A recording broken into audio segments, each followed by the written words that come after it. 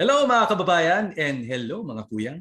Welcome na naman po sa isang exciting episode ng SCWC Community Connect Show kung saan tayo po ay nagpapatotoo tungkol sa kapangyarihan ng Connect, lalo-lalo na po kung paano ito pwede makatulong sa Pilipinong negosyante at sa mga naghahanap ng mga pwedeng pagkakitaan ngayong kapanahonan ng pandemya.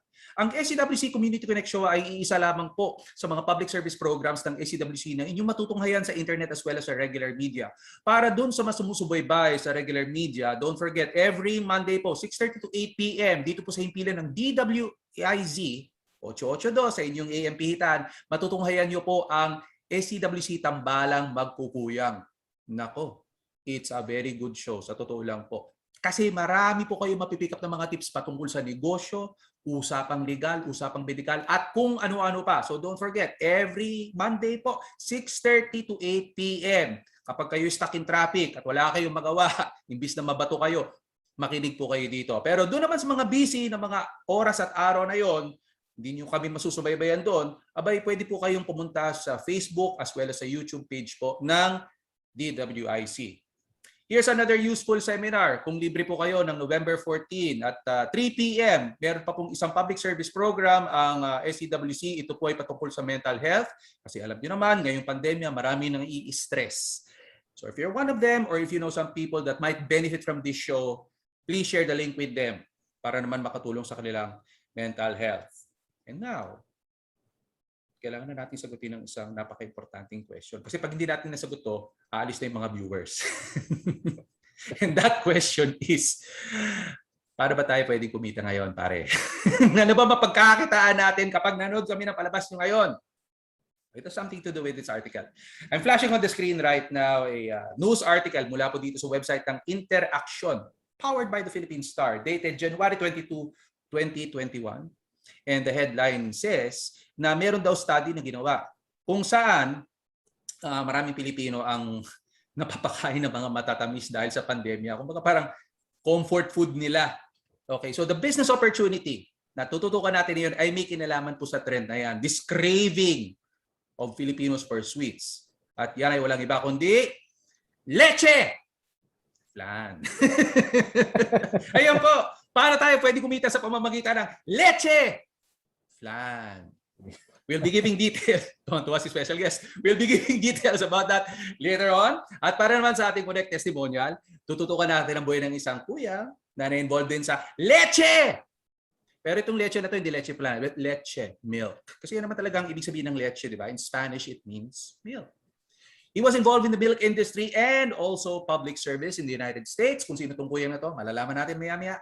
And towards the end, we would like to reach out sa iba pa nating mga viewers, mga entrepreneurs, negosyante. Kung meron po kayong magandang business opportunity, katulad ng sinishare ng ating special guest ngayon, please drop us a line so that we can also share and promote at makatulong sa ating mga kababayan na nangangailangan ng pagkakitaan. Don't forget. That's the summary of our show. Now it's time to meet our special guest for today. At yan ay walang iba kundi si Chino San Diego. Hello. From the company What's Your Leche Flan. Actually, it's What's Your Flan. Sir Gino, hindi kita minumura. Okay lang. Maganda leche tayo lahat dito, di ba?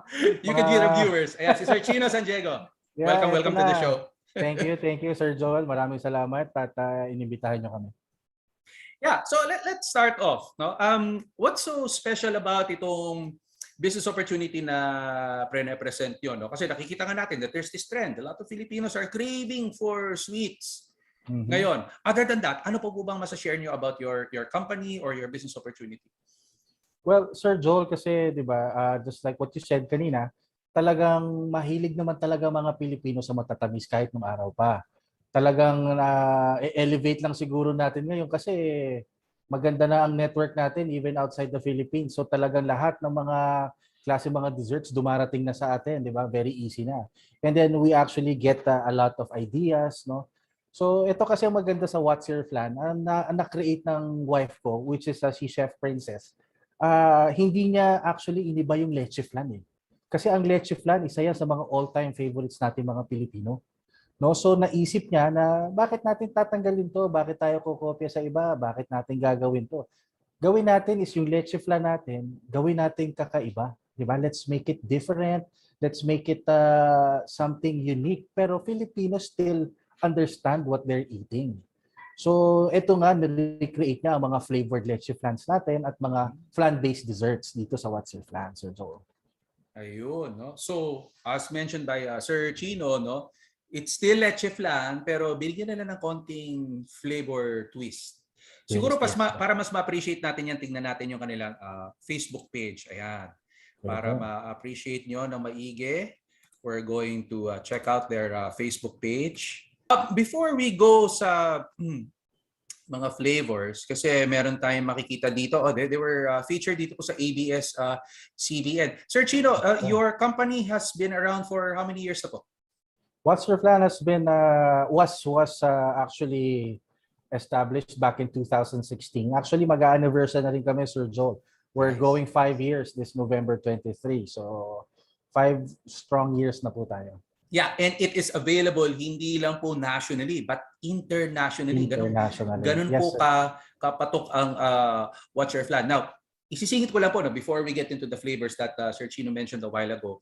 Ang isa ring maganda dito sa What's Your Flan is because it was launched prior to the pandemic, yung model nila, yung tinatawag na home-based model, ginagawa na po nila yon.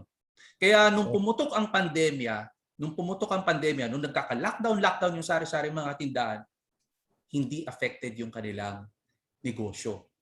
Kasi galing lang naman sa mga bahay ng kanilang mga franchisees itong mga products na to. Could you share some more or additional benefits po nitong home-based model po ng What's Your Flan, Sir Gino? Yeah, Sir Joel, kasi nagawa natin tong home-based franchise system namin is bago pa talaga magkaroon ng COVID-19. Yes. You know, it's very unfortunate what happened worldwide. No? Maraming nawala ng trabaho, maraming nawala ng hanap buhay. But sa atin naman, talagang na-bless naman tayo na mas lumakas ang business natin. This is because we are required to stay at home. Diba? So since we are required to stay at home, hindi naman tayo pwede maghantay na lang. Kasi even us, Sir Joel, akala namin the COVID-19 magtatagal lang for 1 or 2 months. So hindi namin akalain na 2 years na pala, ganito pa rin tayo.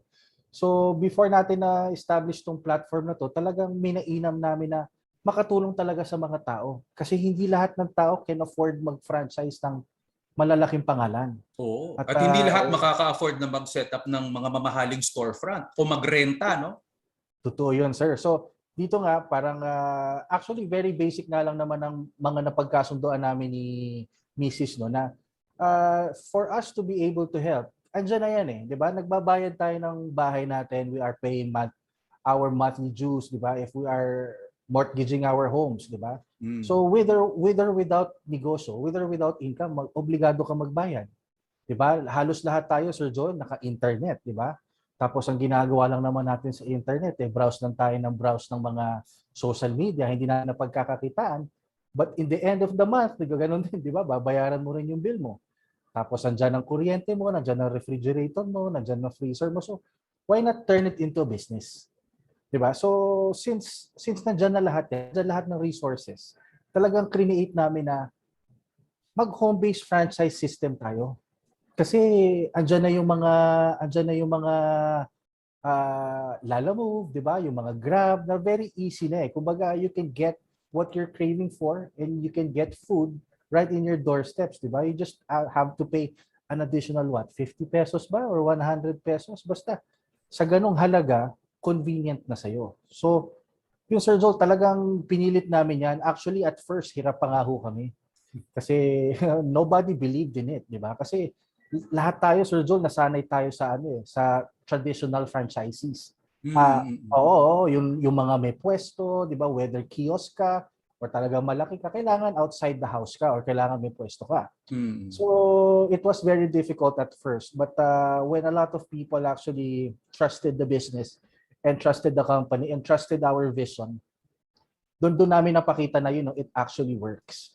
Kasi hindi kami aabot, Sir Joel. Actually, we're almost, I think almost or over 400 franchisees na nationwide and international. Tapos meron pang overseas, oo. Yes, sir. So talaga marami nagtiwala, marami sumubok. Kasi bukod sa napaka-affordable ng franchise fee natin, talagang subok na kumikita. Gawa ng napakadami namin franchises, Sir Joel, na less than a month nag-ROI na sila, may return of investment na sila. Yung iba nga 10 days lang ROI na Bawi sila. na, no? Bawi na. So the remaining time in the contract actually is just profit. Kita na lang 'yon. So yun, nakakatulong naman. Yun naman ang pinaka-purpose namin diyan, Sir Joel, makatulong tayo sa mga taong gusto magnegosyo at kailangan kumita. Kasi in the end of the day, tayo-tayo lang din naman na nagtutulungan, di ba? Correct. Yeah, I also like what you said a while ago, no, Sir Chino, regarding yung mga gastusin natin. Since gumagastos na rin tayo sa mortgage, gumagastos na rin tayo sa internet, gumagastos na rin tayo sa kuryente, bumili na rin tayo ng mga freezer. Ganon, di ba? Puros perang palabas yan eh. I still remember one of the interesting definitions given by Robert Kiyosaki. What's the difference between an asset and a liability? Kasi a lot of people, sinasabi ni Robert Kiyosaki before, if you have a house, asset yan. That's the traditional definition. Pero kay Robert Kiyosaki, no. Not necessarily. Kung yung bahay na yan doesn't make money for you, it's a liability. It's not an asset. Okay? So, gano'n na yan eh. May internet kayo.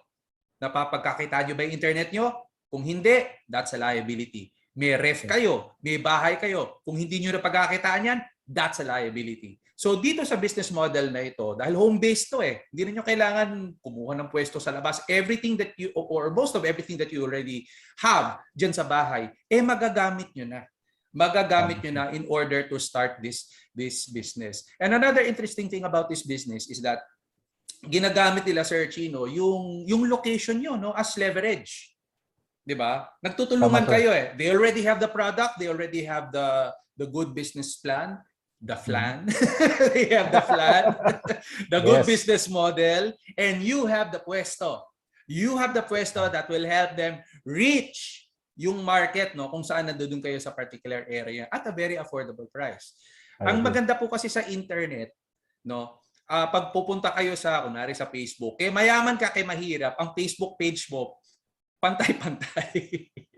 Di ba? Isa lang. Isa lang ang, well, syempre may nagpapaganda ng konti, pero ibig sabihin, isa lang ang look, di ba, ng Facebook page. Hindi katulad halimbawa ng isang physical store, di ba? Na kung wala kang malaking pera, ay hindi mo talaga mapapaganda yung physical store mo. You need a lot of investment.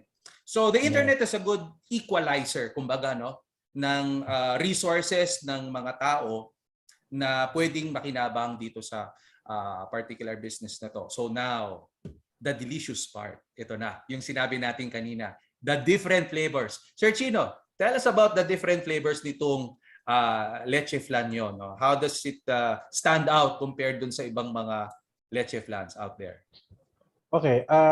Actually, Sir Joel, marami kaming naging flavors na. Throughout the years, we have come up with, we actually came up with more than 70 or 80 flavors na. Wow! Yep. Imagine, leche flan, 80 flavors. Yeah. But of course, we had to squeeze it down, no? Kasi there was a time back then that we actually create mga flavor of the month. Mga, ice cream mga iba't ibang. Para hindi naman nagsasawa yung mga tao. But right now, we actually have, I think, 12 to 14 variants. Yung mga flavors natin.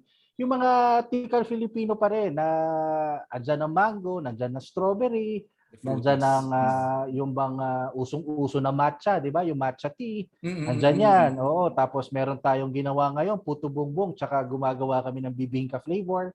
Tapos meron tayong mga gelatos, which is yan, yung mga ice cream din na may leche flan sa ilalim. So talagang iba't ibang mga flavors siya, pero angkop pa rin sa panglasang Pilipino. Hindi tayo lumilihis kasi Sir Joel, napansin namin yan, na pagka gumagawa tayo ng mga flavors na hindi masyadong familiar ang mga Filipino, medyo inaayawan nila. May mga tao naman na yes, they want to give it a try para ma-experience nila, but as a businessman kasi hindi pwedeng give it a try, di ba? Kasi in the end of the day, you have to profit. Kasi gaya na sinabi mo kanina, sir, may mga assets tayo na kailangan bayaran, di ba? Hindi natin pwede gawing liability yung mga yan. So, nag-stick kami doon sa mga all-time favorites ng mga Filipino. Ube, yan. Sa malalakas namin. Yeah, ito na yung mga flavor. nandito sa bestseller niyo. You have Yes, sir. ube, Yan, ube. you have, ito, pang Pasko, no? Puto bumbong. Yes, sir. Imagine, Yan. Ako, puto bumbong lang. napakasarap yan. Bibingka cake flan. Yan.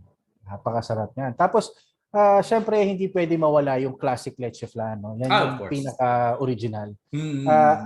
At first yan, actually, Sir Joel, for the first 2 years, I think, talagang ako yung kumukontra. Sabi ko, no, ayoko maglagay ng classic leche flan. Kasi once na maglagay tayo niya, tapos we are just the same as the others. Diba? But talagang hindi namin mahindihan kasi marami talagang humihingi, Sir Joel. So, ang ginawa naman ni Mrs., since she's a pastry chef, talaga nag-create siya ng classic leche flan, nakakaiba pa rin.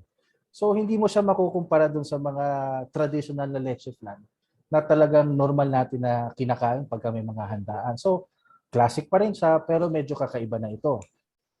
And then, another one is the Peruvian flan. Ako, ito, napakasarap nito. Sir Joel, sana matikman mo to minsan. This is an inspired Peruvian flan that actually yung recipe niya came from the country Peru. So, create ito ng wife ko. Tapos, isa to sa mga bestsellers din kasi it's a classic leche flan, but I am sure something you've never tried before.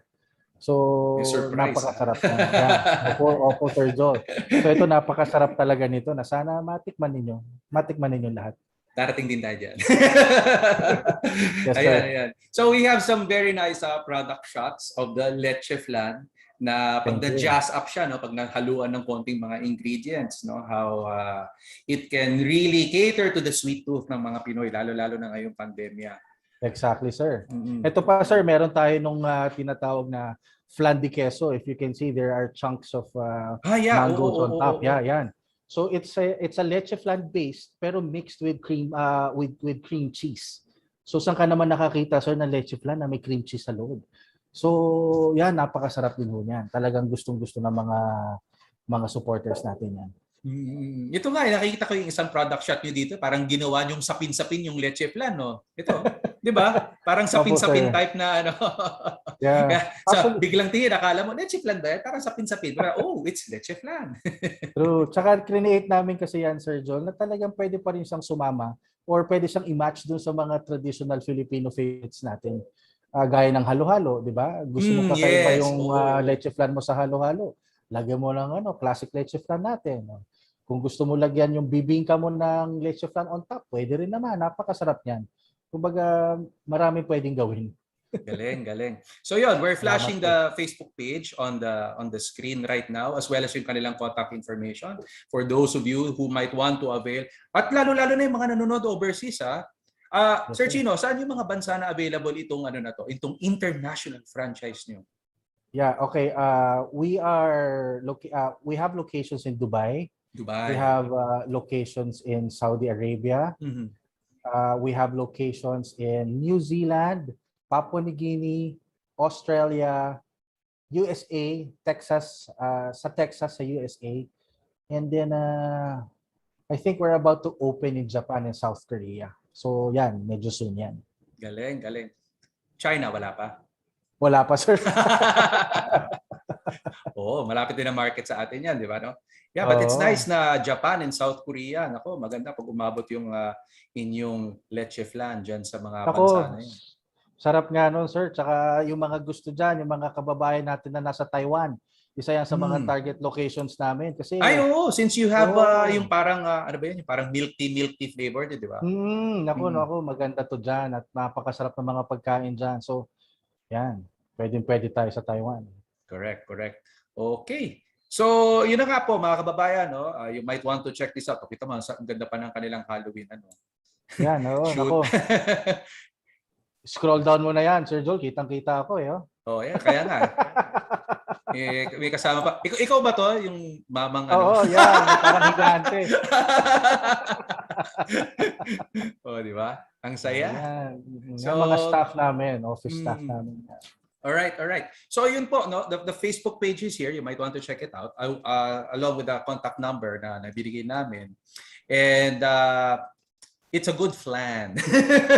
Thank you, sir. Yeah, Thank you. yeah. Kung nagka-leche-leche, di ba, meron tayong sinasabi, we've said it time and time again, if you have lemon, make lemonade. Kung kayo'y Yes, sir. nagka-leche-leche, ang inyong mga finances, dahil dito sa pandemya, make leche flan. True. Kayo True. mawawalan ng pag-asa. Correct. Yeah, it's very affordable and very practical. So, ayan po. Napakagandang business presentation. And now, ito na. So susunod na, leche na pag-uusapan natin ngayon para sa ating Connect Testimonial. Yan ang walang iba kung hindi si Kuyang Alexander Horlick. Para sa mga millennials, I'm sure hindi nyo kilala to. Mga thunders lang ang nakakaalam ditong pangalan na to. No? Meron kasing pamosong milk product from the Horlicks Company. The Horlicks Company is a centuries-old company. It was established in 1875 and eventually it was bought out by Unilever in 2018. So si Kuyang Alexander Horlick, who belongs to Bell City Masonic Lodge number 92, ay isa pa sa mga naging kasama sa management team na ito. But aside from being popular in business or successful sa business, like many Kuyangs, like many Freemasons around the world, tumulong din, na-involved din po sa public service. He became the mayor of Racine City dito po sa state of Wisconsin. Now, para naman sa mga gustong makaalam ng ating mga Kuyang that are involved in public service, I will share siguro 3 to represent the 3 degrees of craft or Blue Lodge Freemasonry na tumatakbo sa politiko ngayon sa 2022 elections. No? So, para sa mga viewers na hindi nakakaalam, there are 3 basic degrees sa Blue Lodge Masonry. Yung pinaka-basic na organizational system sa pagiging Mason. Yan ay yung first degree, yung tinatawag na Entered Apprentice Mason. Then you have what is known as the second degree or the Fellow Craft. And the third degree, yung tinatawag natin na Master Mason. Parang katulad to ng ating educational system. Di ba? Meron tayong elementary, o parang first degree yan, di ba? Then meron tayong high school, that's the second degree. And then the last degree, kung may budget pa, magka-college, yan ay ang third degree. So, ang kilalang Kuyang na tumatakbo sa 2022 elections na first degree Mason ay walang iba kundi si Kuyang Manny Pacquiao. Yes! Manny Pacquiao is an entered apprentice Mason. First degree po siya dito sa Masonic Lodge ng Mamamayang Pilipino, UD. Wala pa po siyang number kasi under dispensation pa po siya.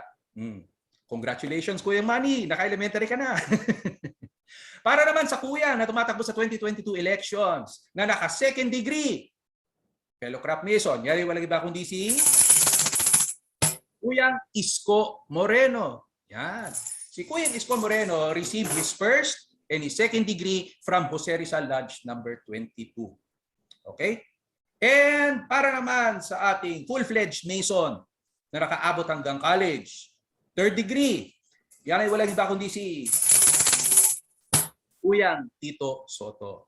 Yeah, from Andres Bonifacio Lodge number 199. So ayan po, example po ng 3 pamosong, medyo popular na mga Kuyang na tumatakbo sa 2022 elections and kung ano yung kinulurok kanila doon sa 3 degrees. Now, before we reach out sa mga iba pang mga entrepreneurs, baka pwede nating mahingian ng ating special guest ng words of inspiration or words of advice na pwede nyo mabigay sa ating mga viewers right now na dumadaan sa pandemya, to cheer them up, to give them hope.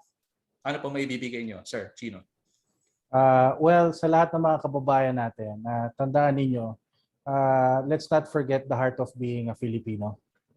Kasi marami na tayong pinagdaanan. Tsaka alam mo, hindi lahat ng pinagdadaanan kailangan natin dibdibin, di ba? There's always something to hope for. Let's just pray, talagang pagpaubayan natin sa Diyos. Pero syempre, kailangan lagyan natin ng konting sipag. Let's have to put our backs into it. Kumbaga, hindi tayo pwedeng dasal ng dasal. At pag hindi tayo binigyan, masasama ang loob natin. We have to work hard for it, di ba? Huwag kayo manloloko ng tao, huwag tayo magsasagasa ng mga tao, lahat ng gagawin natin, kailangan honest tayo, di ba? So, push nyo lang kung anong kaya ninyo, make use of it. Don't do anything for free. Yan ang motto ko, Sir Joel. Kumbaga, if you're good at something, kailangan may compensation yan. So, focus lang kayo sa ginagawa ninyo. Huwag kayong paiba-iba. Kasi pag paiba-iba tayo, wala tayong mararating. Focus on one goal, di ba? Remember, guys, remember everybody. Ang success, you only need to do it once, di ba? Isang beses lang yan. Out of so many failures and hardships and heartbreaks and tears and blood or whatever yan, isang beses ka lang maging successful, okay na yan. So, yun lang. Konting tiyaga lang, di ba, Sir Joel? Konting tiyaga lang. Yes, yes. Maraming salamat po, Sir Chino, for those Maraming wonderful salamat words po, of Sir. advice. And once again, we would like to reach out sa iba pang mga viewers po natin ng entrepreneurs that might have some very good business ideas, no, na maaaring makatulong sa ating mga kababayan at para kumita naman sila. Please drop us a line so we could feature and promote yung inyong business opportunity para makatulong sa mga naghahanap ng mga pwede pagkakitaan sa ating mga viewers. Okay, so maraming salamat ulit, Sir Chino from What's Your Flan. Thank you very Maraming much. salamat, Sir Joel. Thank you very much for taking the time to join us. And towards the end, we would like to say, mabuhay po ang ating mga kababayan na involved sa sweet industry, sa sweets maraming industry. Maraming salamat din po at mabuhay para dun sa ating mga regular na kababayan. Alam niyo naman, ang mga Pilipino, di ba? This is where Asia wears a smile. And last but not least, mabuhay po ang mga sweet na mga kuyang. Yes, mabuhay po kayo lahat. Sa masoneria. Sige po, that's all the time that we have right now. And thank you for watching and see you in the next show. Bye-bye! Bye!